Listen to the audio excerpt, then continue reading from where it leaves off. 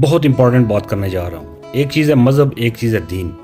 دوستو، مذہب سے پوری دنیا میں کسی کو کوئی لینا دینا نہیں. آپ مسلمان ہیں، کلمہ پڑھتے ہیں، نہیں پڑھتے کوئی مسئلہ نہیں ہے.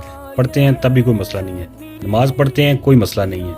کسی کو آپ کی نماز سے، کسی کو آپ کے روزے سے، یہ سیلف کیا کہتے ہیں کہ اپنی ذات کے لیے ہے. مسئلہ اس بندے سے پوری دنیا میں ان طاغوتی قوتوں کو ہے کہ جو دین کے نام پر سامنے آتا ہے. میرے دوستو، جب سے دین اور مذہب دونوں کو الگ کر دیا گیا ہے تب سے ہم پوری دنیا میں ذلیل اور رسوا ہو رہے ہیں.